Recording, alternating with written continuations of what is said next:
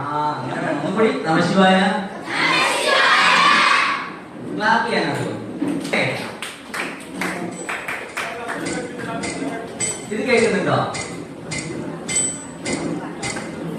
ഇതിന്റെ കൂടെ ക്ലാപ്പ് ചെയ്യാൻ പറ്റുമോ?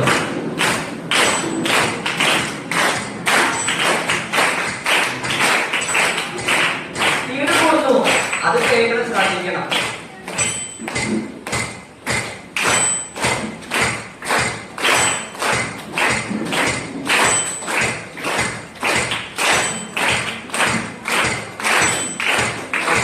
അപ്പൊ നമ്മള് ഇതിന്റെ കൂടെ ഒരു ട്യൂണും കൂടി തുടങ്ങാൻ പോവാണേ.